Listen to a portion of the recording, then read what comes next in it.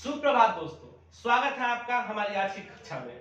जैसा कि आप सभी जानते हैं कि हमारे चैनल के माध्यम से आगामी बिहार में होने वाले सभी परीक्षाओं के लिए महत्वपूर्ण वीडियो डाले जा रहे हैं। ये वीडियो उसी श्रृंखला का एक वीडियो है। 68वें बीपीएससी को देखते हुए हम लोगों ने ये श्रृंखला शुरू की है, जो आप लोगों के आगामी जितने भी एग्जाम होने वाले हैं उसमें इससे करंट के ज्यादा से ज्यादा क्वेश्चन आने की संभावना है। आते हैं अपने इस श्रृंखला के पहले सवाल की तरफ। हमारे इस श्रृंखला का पहला सवाल है आमस दरभंगा एक्सप्रेसवे। बात हो रही है आमस दरभंगा एक्सप्रेसवे की। आमस दरभंगा एक्सप्रेसवे बिहार के कितने जिलों से होके गुजरेगी? तो ये जिला है 7। तो आमस दरभंगा एक्सप्रेसवे जो है ये बिहार के 7 जिलों से होकर गुजरेगी। कितने जिलों से? 7 जिलों से।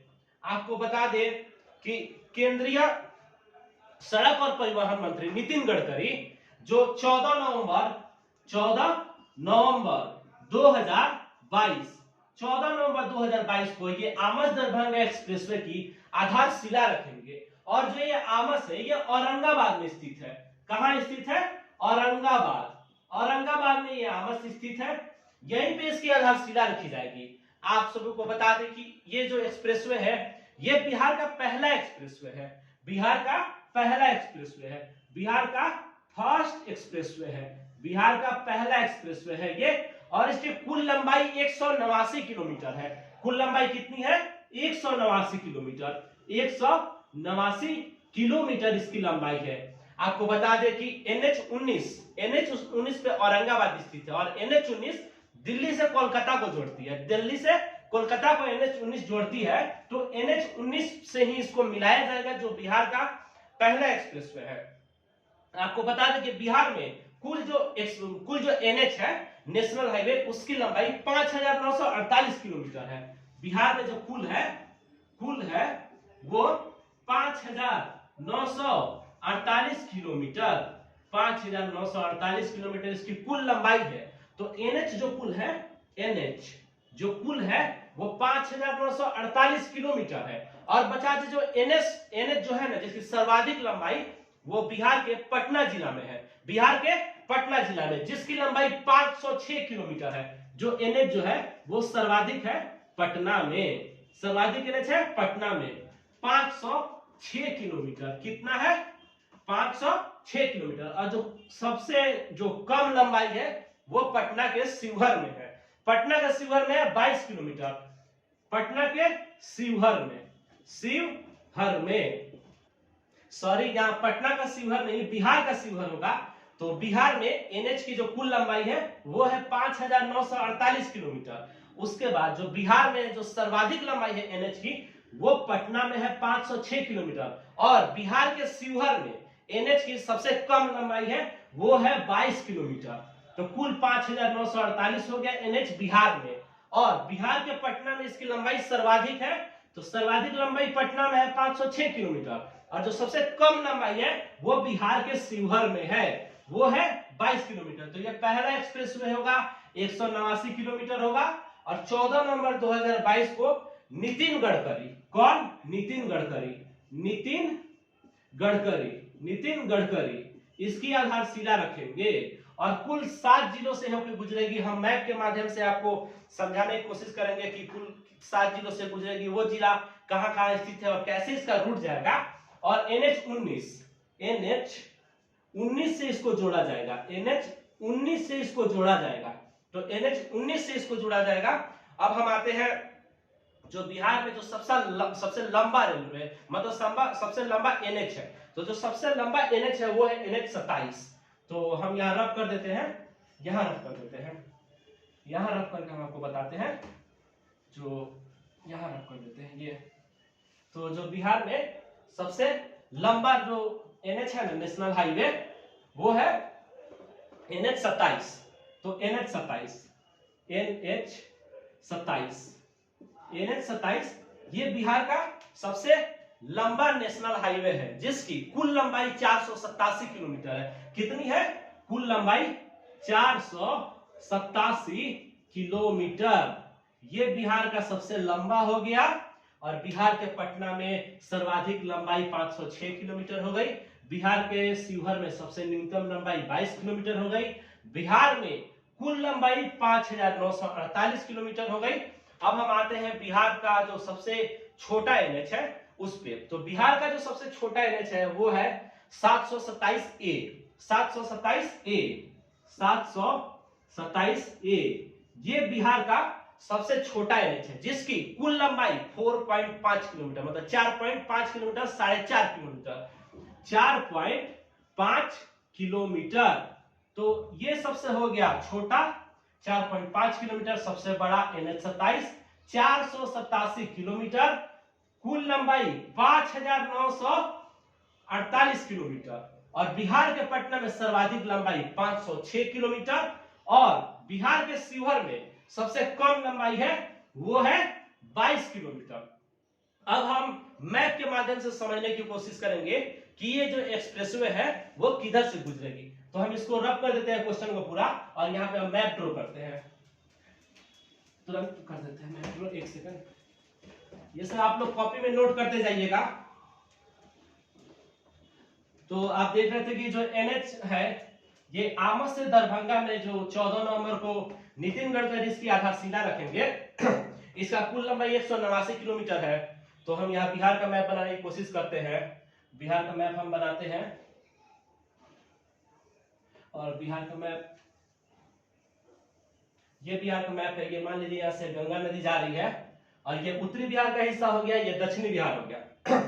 तो यहाँ पे है कैमूर, और ये है रोहतास। ये हो गया कैमूर, ये हो गया रोहतास। तो जो NH 19 है वो यहीं से होकर गुजरती है। तो इधर हो जाता है कोलकाता, और ये हो जाता है दिल्ली। दिल्ली हो गया, ये हो गया कोलकाता। यहीं पे है औरंगाबाद, यहीं पे है औरंगाबाद। ये मान लीजिए कैमूर, ये हो गया रोहतास, ये हो गया औरंगाबाद। तो यहीं से ये शुरू होगा, और औरंगाबाद से होते हुए गया, जहानाबाद और पटना दक्षिणी बिहार में।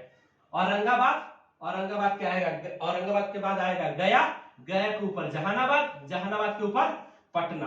तो यहाँ औरंगाबाद, ये हो गया गया, ये हो गया गया, औरंगाबाद से गया गया, गया के बाद से जहानाबाद, जहानाबाद, गया के बाद जहानाबाद गया, उसके बाद गया ये पटना, गया के बाद गया जहानाबाद, और जहानाबाद के बाद गया पटना, और औरंगाबाद से ये शुरू हुआ, और पटना में अब जाएगा तो फिर गंगा नदी क्रॉस करेगा, उसके बाद जाएगा वैशाली, समस्तीपुर और दरभंगा में।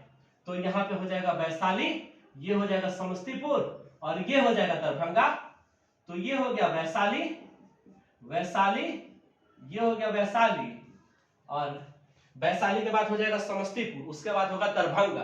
तो ये हो गया समस्तीपुर। एस से समस्तीपुर डिनोट कर देते हैं हम, और डी से दरभंगा डिनोट कर देते हैं। तो ये हो गया डी से दरभंगा। तो ऐसे ही जाएगा, और इसकी कुल लंबाई 189 किलोमीटर है, 189 किलोमीटर।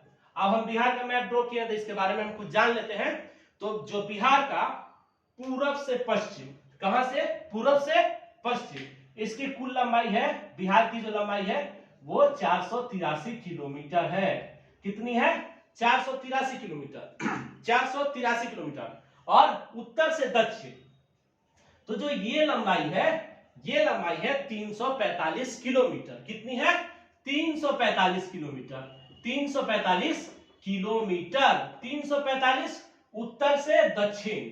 ये हो जाएगा पूरब, ये हो गया पूरब, ये हो गया पूरब, ये हो गया पश्चिम, ये हो गया उत्तर, और ये हो गया दक्षिण।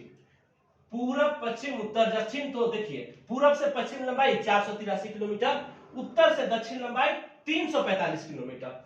अब हम आते हैं इसके लैटिट्यूड और लॉन्गिट्यूड पे, मतलब अक्षांश और देशांतर पे।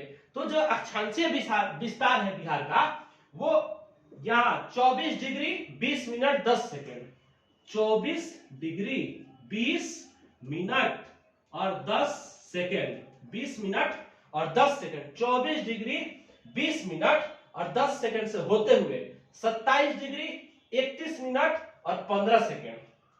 कितना, 27 डिग्री 31 मिनट, 31 मिनट और 15 सेकेंड, 27 डिग्री 31 मिनट और 15 सेकेंड। अब बात करते हैं हम इसके जो देशांतर है, उसके देशांतरीय विस्तार की। तो वो है 83 डिग्री 19 मिनट 50 सेकेंड। तो 83 डिग्री 19 मिनट और 50 सेकेंड, 83 डिग्री 19 मिनट और 50 सेकेंड, 83 डिग्री 19 मिनट और 50 सेकेंड, 83 डिग्री 19 मिनट और 50 सेकेंड, 83 डिग्री 19 मिनट 50 सेकेंड। तो हो गया ये 83 डिग्री 19 मिनट और 50 सेकेंड। और ये हो गया जो इसका अक्षांशीय विस्तार है वो 24 डिग्री 20 मिनट 10 सेकेंड से 83 डिग्री 31 मिनट और 15 सेकेंड।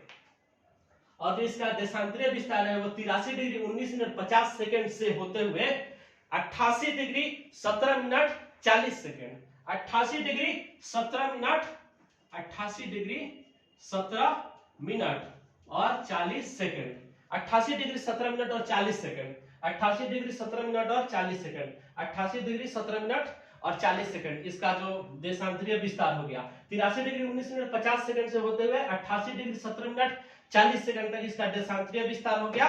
अब हम आते हैं जो बिहार हो गया। तो बिहार का जो ये हिस्सा है ना, ये बिंद श्रेणी की चट्टानों से बना हुआ है। ये हिस्सा जो है ये बिंद श्रेणी, यहां हम रख करके लिख देते हैं बिंद श्रेणी, बिंद श्रेणी, बिंद श्रेणी। ये जो हिस्सा है ये दक्षिण पश्चिम का हिस्सा है, दक्षिण पश्चिम का हिस्सा है।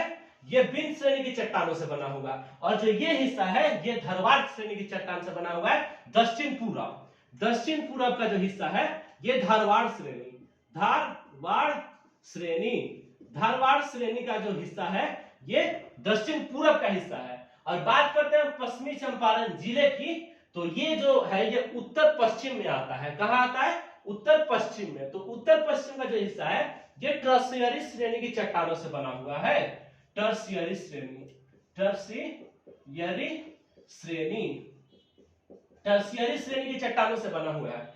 अब हम आपको बता दें जो बिहार है, बिहार में जो यहाँ एनएच की बात हो रही है, तो एनएच के मामले में पूरे भारत में बिहार का स्थान जो है वो तीसरा है। बिहार का स्थान कितना है? तीसरा है। तो एनएच के मामले में, एनएच के मामले में बिहार 3 नंबर पर है। कितने नंबर पे है? 3 नंबर पे। पहला जो स्थान है वो आता है केरल का, दूसरा आता है वेस्ट बंगाल का। पहला आएगा केरल, हम यहाँ कॉर्नर में थोड़ा जगह हम लिख देते हैं। पहला आएगा केरल, पहला आएगा केरल, पहला केरल, दूसरा पश्चिम बंगाल, दूसरा पश्चिम बंगाल, दूसरा पश्चिम बंगाल। आप लोग लिखते जाइएगा नहीं तो पूरा होचपोच हो जाएगा, इधर से उधर जाएगा। ठीक है, तो पहला स्थान है केरल का, दूसरा है पश्चिम बंगाल का, बिहार का जो स्थान है वो तीसरा आता है। आपको बता दें जो ये 483 किलोमीटर है ये पूरब से पश्चिम बिहार की लंबाई है। और 483 जो एक इंपॉर्टेंट नंबर भी है, 483 में भगवान महात्मा बुद्ध को महापरिनिर्वाण की प्राप्ति हुई थी। क्या हुआ था? महापरिनिर्वाण, महात्मा बुद्ध को 483 में महापरिनिर्वाण, महापरिनिर्वाण, महापरिनिर्वाण, निर्वाण, महापरिनिर्वाण की प्राप्ति हुई थी महात्मा बुद्ध को। आते हैं दोस्तों अपने इस महत्वपूर्ण श्रृंखला के अगले सवाल की तरफ। इसका अगला सवाल है, किस भारतीय क्रिकेटर को ICC player of the month, बात हो रही है ICC player of the month की, ICC player of the month चुना गया? तो वो है विराट कोहली। आप जानते हैं कि विराट कोहली भारतीय बल्लेबाज है और विराट कोहली को ICC player of the month चुना गया है। तो ये जो ICC player of the month है ये अक्टूबर महीने का है। कब का? अक्टूबर महीने का, अक्टूबर महीने 2022 का, 2022 का। आपको बता दें ये हर महीने दिए जाने वाला पुरस्कार है। जो सर्वश्रेष्ठ प्रदर्शन कीजिएगा जिस मंथ में, उस प्लेयर को ये अवार्ड दिया जाता है। तो अक्टूबर महीने 2022 का जो है विराट कोहली को मिला है। और 2022 में मतलब ये पहले बल्लेबाज है जिनको ये अवार्ड मिला है। इसके पहले 2022 में भारतीय क्रिकेटर कोई शामिल नहीं था। और अक्टूबर 2022 का जो महिला है वो है, महिला है नीदा डार। महिला कौन है? नीदा डार। महिला है नीदा डार जो पाकिस्तान से संबंधित है, पाकिस्तान से संबंधित है। ये आईसीसी प्लेयर ऑफ जो वुमेन है ना, महिला के क्षेत्र में, महिला क्रिकेट में ICC player of the month women जो है वो नीदा डार को दिया। तो महिला में नीदा डार और पुरुष में विराट कोहली। और विराट कोहली के बारे में हाल ही के दिनों में जो सेमीफाइनल मुकाबला खेला गया है तो इन्होंने एक और रिकॉर्ड बनाया है, वो रिकॉर्ड है 4000 रनों का। तो आईसीसी अंतरराष्ट्रीय क्रिकेट में 4000 रन बनाने वाले पहले बल्लेबाज बने हैं विराट कोहली। कितना रन है?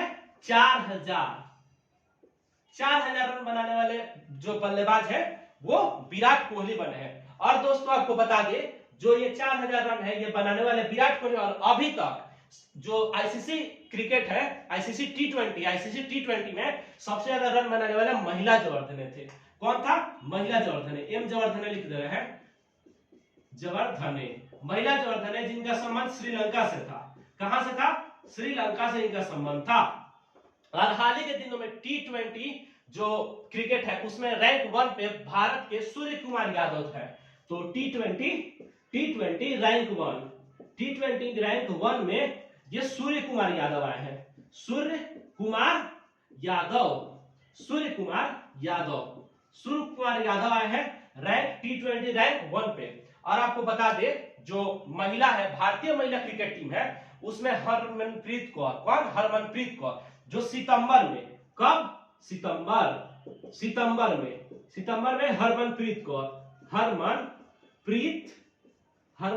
कौर, इनको ICC player of the month का अवार्ड दिया गया है। तो 2022 में महिलाओं में ये सिर्फ सिंगल है, सितंबर 2022 का ICC player of the month Harmanpreet Kaur को दिया गया है। और जो अक्टूबर वाले हैं वो विराट कोहली, और अक्टूबर की महिला है निदा डार है, पाकिस्तान से संबंधित है। 4000 रनों का कीर्तिमान बनाया है विराट कोहली ने महिला जवर्धने का रिकॉर्ड तोड़ते हुए। महिला जवर्धने श्रीलंका से संबंधित है। और जो टी20 रैंक है उसमें रैंक 1 पे सूर्य कुमार यादव आ गए हैं। आपको बता दें कि हाल ही के दिनों में बर्मिंघम कॉमनवेल्थ गेम का समापन हुआ है। तो बर्मिंघम 2022 जो है वो कॉमनवेल्थ गेम जो 2022 है बर्मिंघम का, वो कॉमनवेल्थ जो 2022 है ना, वो बर्मिंघम में संपन्न हुआ है। और उसमें पहली बार क्रिकेट को शामिल किया गया, पहली बार क्रिकेट को। तो जो क्रिकेट है उसमें पुरुष क्रिकेट नहीं, महिला क्रिकेट। तो जो हम यहाँ रब करके मिटाते हैं, रब करके लिखते हैं, तो जो कॉमनवेल्थ गेम 2022 है, CWG Commonwealth game 2022, Commonwealth game 2022 में जो भारतीय महिला टीम है उन्होंने सिल्वर जीता है। तो पहली बार आयोजन हुआ कॉमनवेल्थ 2022 में क्रिकेट का, महिला क्रिकेट का। उस महिला क्रिकेट में भारतीय महिला टीम ने सिल्वर जीता, सिल्वर। तो ये फैक्ट मतलब एग्जाम के दृष्टिकोण से बहुत महत्वपूर्ण है, क्योंकि पहली बार जब क्रिकेट को शामिल किया गया और उसमें भारतीय महिला टीम ने सिल्वर मेडल जीता। अब बात करते हैं गोल्ड की। तो जो गोल्ड है वो ऑस्ट्रेलिया जो है ना 9 रन से हरा दिया था भारत को। कितना रन से? 9 रन से। तो जो गोल्ड है वो ऑस्ट्रेलिया को मिला है, ऑस्ट्रेलिया महिला टीम को गोल्ड मिला है, ऑस्ट्रेलिया महिला टीम को गोल्ड मिला है। और हम बात करते हैं जो ये आईसीसी है, आईसीसी के बारे में हम आपको कुछ फैक्ट बता देते हैं। इसकी स्थापना 2009 में हुई थी। कब हुई थी? 2009 में। और हम यहाँ रख करके और फैक्ट इसका लिखेंगे। तो 2009 में इसकी स्थापना हुई थी आईसीसी की। तो आईसीसी की स्थापना जो हुई थी वो 2009 में हुई थी। और बात करते हैं इसके हेडक्वार्टर की। तो जो इसका हेडक्वार्टर जो आईसीसी का है वो है दुबई में। हेडक्वार्टर है दुबई में, आईसीसी का हेडक्वार्टर है दुबई में, आईसीसी का हेडक्वार्टर है दुबई में। और जो इसके सीईओ है वो जियोफ अलार्डिस है, जियोफ अलार्डिस,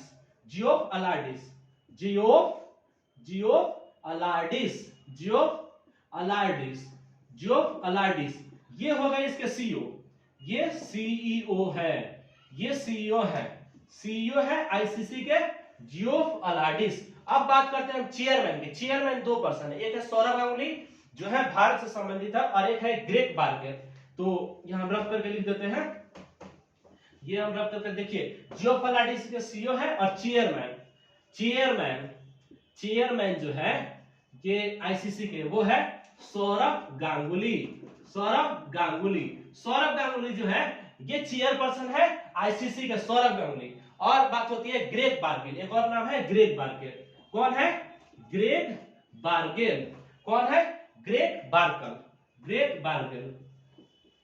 बार्गेल जो है वो चेयरपर्सन। तो यहाँ आप देख लीजिए, ICC player of the month जो है अक्टूबर का वो चुना गया है विराट कोहली को। और जो कॉमनवेल्थ गेम है 2022 में वो सिल्वर मेडल जीती है भारतीय टीम और गोल्ड जीती है ऑस्ट्रेलिया। और जो आईसीसी है उसकी स्थापना 2009 में हुई, हेडक्वार्टर दुबई में है। और जो सीईओ है वो जियोफ अलार्डिस है, जियो अलार्डिस है। जो चेयरमैन है वो सौरभ गांगुली और ग्रेग बार्केल है। आते हैं अपने अगले सवाल की तरफ। हमारा अगला सवाल है किसे विधि आयोग का अध्यक्ष बनाया गया। बात हो रही है या विधि आयोग की, तो विधि आयोग के अध्यक्ष की नियुक्ति की गई है जो हाल ही में न्यायाधीश ऋतुराज अवस्थी को बनाया गया है। तो विधि आयोग का अध्यक्ष, तो विधि आयोग के जो अध्यक्ष है वो न्यायाधीश ऋतु अवस्थी बनाया गया है। ये जो विधि आयोग है ये एक राष्ट्रीय संस्था है जो विधि निर्माण में, विधि का मसौदा तैयार करने में और सहायता देने में ये विधि आयोग का निर्माण हुआ था। ये राष्ट्रीय संस्था है। न्यायाधीश ऋतुराज अवस्थी, इन्हीं को इसी का अध्यक्ष बनाया गया है। आते हैं अपने अगले सवाल की तरफ। हमारा अगला सवाल है बिहार स्वास्थ्य सेवा संघ का महासचिव किसे निर्वाचित किया गया। तो बात हो रही है बिहार स्वास्थ्य सेवा संघ की। बिहार स्वास्थ्य सेवा संघ का महासचिव किसे निर्वाचित किया गया, तो वो है डॉक्टर रंजीत कुमार। कौन है? डॉक्टर रंजीत कुमार, जो बिहार स्वास्थ्य सेवा संघ के महासचिव बनाए गए हैं। और बताते हैं कि जो स्वास्थ्य का जो है स्वास्थ्य कार्य का निरीक्षण करने के लिए इन्हें बनाया गया है महासचिव। और पूरे बिहार के 38 जिले में ये स्वास्थ्य कार्य का निरीक्षण करेंगे। और बिहार स्वास्थ्य जो सेवा संघ है, बिहार स्वास्थ्य सेवा संघ, इसके जो अध्यक्ष है वो है डॉक्टर महेश कुमार। इसके अध्यक्ष की बात हो रही है। तो इसके जो अध्यक्ष है ये है डॉक्टर महेश कुमार। डॉक्टर महेश कुमार ये जो है ये अध्यक्ष है बिहार स्वास्थ्य सेवा संघ के। महासचिव निर्वाचित किए गए डॉक्टर रंजीत कुमार। और बात करते हैं उपाध्यक्ष की, वो है डॉक्टर रोहित कुमार। उपाध्यक्ष ये है डॉक्टर रोहित कुमार। ये जो है ये उपाध्यक्ष है डॉक्टर रोहित कुमार और जो अध्यक्ष है डॉक्टर महेश कुमार। महासचिव डॉक्टर रंजीत कुमार बनाए गए हैं। और पूरे बिहार में स्वास्थ्य का निरीक्षण करने के लिए इनको महासचिव बनाया गया है। और बात करते हैं ये जो बिहार स्वास्थ्य सेवा संघ है ये पटना में स्थित है। कहाँ है? पटना में। ये पटना में स्थित है। ऐसे तो हम अपने हर क्वेश्चन में बिहार के बारे में बात करते हैं और पटना के बारे में कुछ बताते हैं। तो जो ये पटना में स्थित है और पटना में और भी इमारतें स्थित है और हम बताते हैं कुछ महत्वपूर्ण इमारतों और उसके स्थापना जो कब हुई है वो ईयर बताते हैं। तो पटना में स्थित है एक जो अभी हाल ही के दिनों में मतलब जो है बिहार संग्रहालय वो बनाया गया था। बिहार संग्रहालय।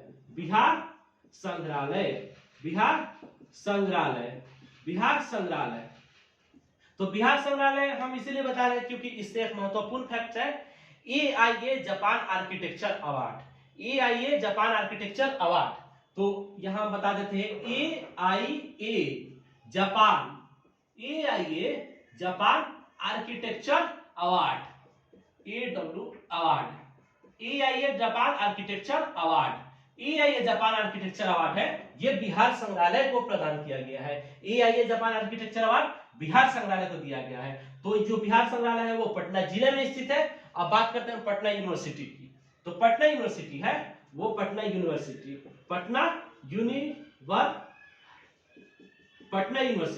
तो जो पटना यूनिवर्सिटी है इसकी जो स्थापना हुई है वो 1917 में हुई है। कब हुई है? 1917 में जो पटना यूनिवर्सिटी है इसकी स्थापना 1917 में। बिहार संग्रहालय है इसको AIA जापान आर्किटेक्चर अवार्ड मिला है। अब बात करते हैं पटना हाई कोर्ट की। तो पटना हाई कोर्ट तो इसकी स्थापना है 1916 में हुई है। कब हुई है? 1916 में Patna high court Patna university 1917 में। बिहार संग्रहालय पटना में स्थित है। AIA जापान आर्किटेक्चर अवार्ड मिला है। बिहार स्वास्थ्य सेवा संघ ये भी पटना में स्थित है। और एक लाइब्रेरी है जिसका नाम है खुदा बख्श लाइब्रेरी। वो लाइब्रेरी है खुदा बख्श। तो खुदा बख्श बात हो रही है लाइब्रेरी की, तो लाइब्रेरी का नाम है खुदा बख्श। तो जो ये खुदा बख्श लाइब्रेरी है इसकी जो स्थापना हुई है वो 1891 में हुई है। कब हुई है? 1891 में। खुदा बख्श लाइब्रेरी की स्थापना हुई 1891 में। पटना यूनिवर्सिटी 1917 में। पटना हाईकोर्ट जिसकी स्थापना हुई 1916 ईस्वी में। आते हैं हम अपने अगले सवाल की तरफ। हमारा अगला सवाल है हाई स्पीड रेल कॉरिडोर। बात हो रही है यहाँ हाई स्पीड रेल कॉरिडोर की। तो जो high speed rail corridor Bihar के कितने जिलों से गुजरेगी? तो high speed rail corridor Bihar के कुल 3 जिलों से गुजरेगी। कितने जिलों से? 3 जिलों से। तो हाई स्पीड रेल कॉरिडोर है, इसका निर्माण होगा और ये बिहार के 3 जिलों से होकर गुजरेगी। आपको बता दीजिए हाई स्पीड रेल कॉरिडोर है, इसका निर्माण देश की सभी जो देश में जितने राज्य हैं उसकी राजधानी को जोड़ने के लिए इसका निर्माण किया जा रहा है। और हाई स्पीड रेल कॉरिडोर राजधानी को भी जोड़ेगा और उसके बाद जो धार्मिक स्थल है इसको भी जोड़ा जाएगा और 350 किलोमीटर प्रति घंटा के हिसाब से ये चलेगा। और जो 3 जिले हैं, 3 जिलों में आता है पटना, बक्सर, पटना, बक्सर और गया। पटना, बक्सर और गया। पटना, बक्सर और गया। तो पटना के बारे में हम तो हमेशा आपको कुछ बताते ही रहते हैं। बात करते हैं बक्सर की, तो बक्सर के चौसा से गंगा नदी बिहार में प्रवेश करती है। तो चौसा बक्सर के चौसा से गंगा नदी प्रवेश करती है। बक्सर के चौसा से प्रवेश करती है। और बक्सर में नौरंग कला मंच, क्या? नौरंग कला मंच बक्सर में है। नौरंग कला मंच, नौरंग कला मंच ये बक्सर में ही स्थित है। क्या है? नौरंग कला मंच। गया, बात करते हैं गया की, तो गया ये बिहार का सबसे गर्म जिला है। तो सबसे गर्म जिला कौन है? गया है। और सबसे ठंडा, तो सबसे जो ठंडा है वो भी है गया। सबसे ठंडा जो है वो गया है, सबसे गर्म गया है। बक्सर के चौसा से गंगा नदी बिहार में प्रवेश करती है। नौरंग कला मंच बक्सर में स्थित है। और गया जो है यहाँ schedule caste SC, schedule caste की जो जनसंख्या है वो सर्वाधिक है। शेड्यूल कास्ट की जनसंख्या सर्वाधिक है। और गया जो है हाल ही के दिनों में चर्चा रहा, इसका एक और कारण है जल जीवन हरियाली मिशन। जल जीवन हरियाली मिशन के तहत गया जो है एक नंबर हरियाली बढ़ाने के लिए हरियाली बढ़ाया है गया, तो उसके लिए इसे शीर्ष स्थान मतलब 1 नंबर प्रदान हुआ है। तो हम यहाँ रब कर देते हैं, यही लिख देते हैं 1 सेकंड। तो जल जीवन हरियाली मिशन, जल जीवन हरियाली मिशन, जल जीवन हरियाली मिशन, जल जीवन हरियाली मिशन।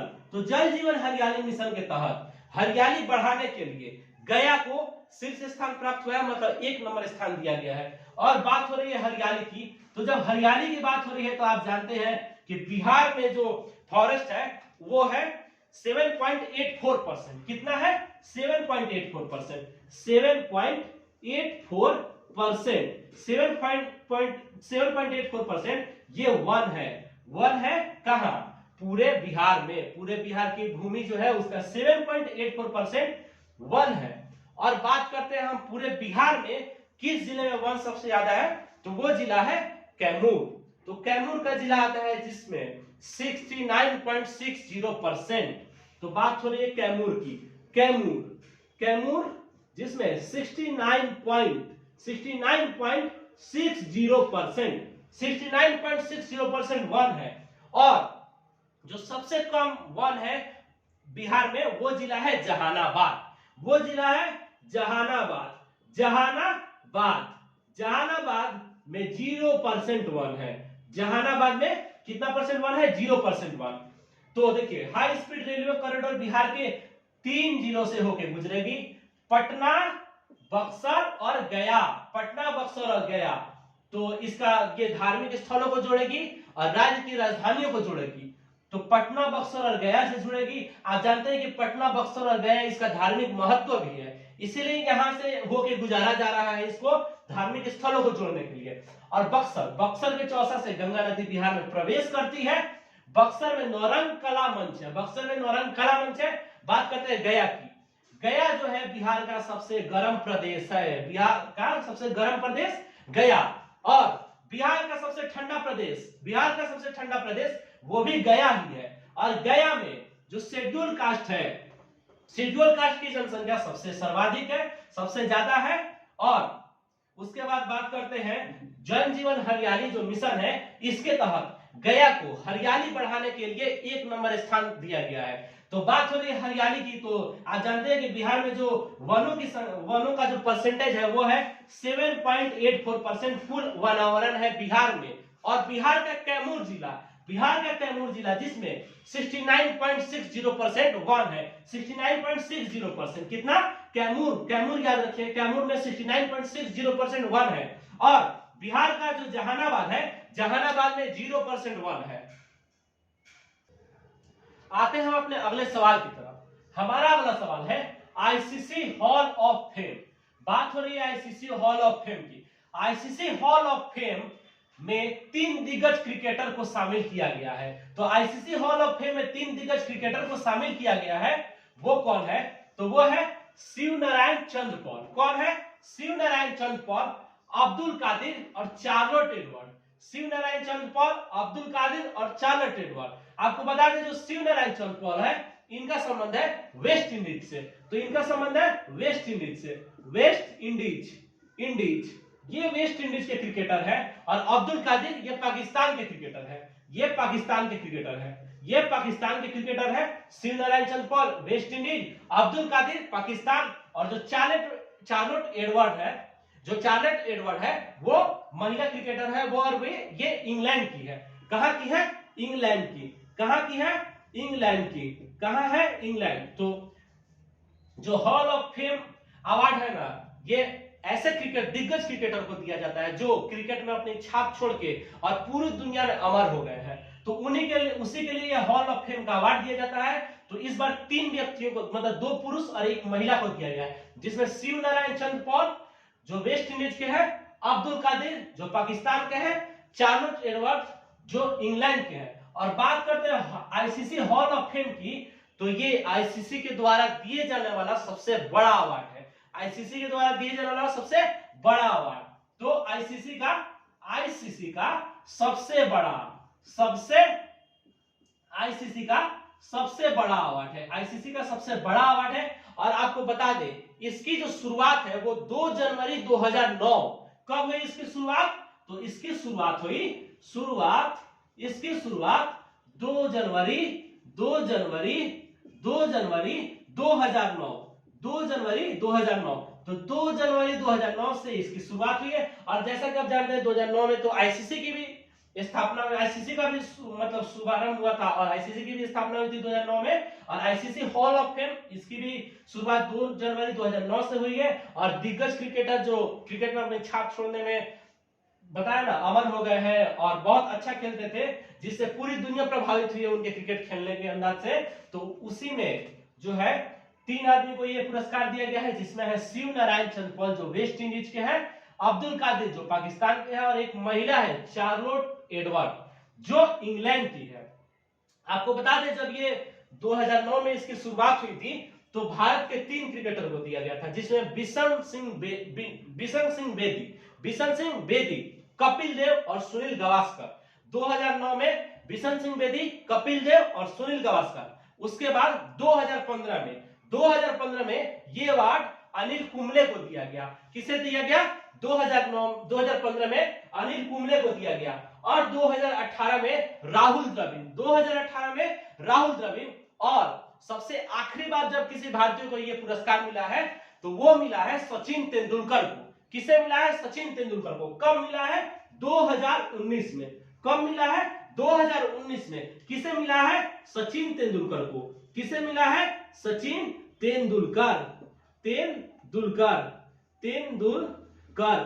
सचिन तेंदुलकर। इन्हें 2019 में यह अवार्ड दिया गया है, सचिन तेंदुलकर को आखिरी बार। तो आईसीसी हॉल ऑफ फेम में 3 दिग्गज क्रिकेटरों को दिया गया है। वो है शिव नारायण चंद्र पॉल जो वेस्ट इंडीज से संबंधित है, अब्दुल कादिर जो पाकिस्तान से संबंधित है, और एक महिला है जिनका नाम है चार्लोट एडवर्ड जो इंग्लैंड से संबंधित है। और आईसीसी हॉल ऑफ फेम वो आईसीसी का सबसे बड़ा अवार्ड है जो आईसीसी के द्वारा दिया जाता है, आईसीसी हॉल ऑफ फेम।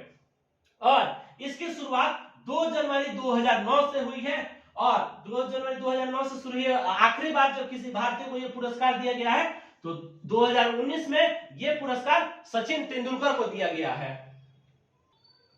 तो दोस्तों आज के वीडियो का यह आखिरी सवाल था। जैसा कि आप सभी जानते हैं कि 68वीं बीपीएससी की परीक्षा 12 फरवरी को होने वाली है। तो हमारी ये पूरी कोशिश है कि आपका जो 68वीं बीपीएससी में करंट आए वो हम पूरा कराने की कोशिश करेंगे, जैसे राष्ट्रीय, अंतर्राष्ट्रीय, विज्ञान प्रौद्योगिकी और बिहार स्पेशल। तो आपका अगर पूरा सहयोग मिलता है, जैसे हम दिन प्रतिदिन इससे अच्छा करने की कोशिश करेंगे। अगर आप हमारे इस पूरे वीडियो को देखते हैं, मतलब हमारे पूरे करंट को फॉलो करते हैं 68वीं बीपीएससी तक, तो हम बिहार स्पेशल और भारतीय जो राष्ट्रीय है, अंतर्राष्ट्रीय है, उसके आसपास जितने भी क्वेश्चन बनेंगे हम उसे पूरा कराने की कोशिश करेंगे। हमारे इस क्वेश्चन में डिस्कशन का अति महत्वपूर्ण रोल है।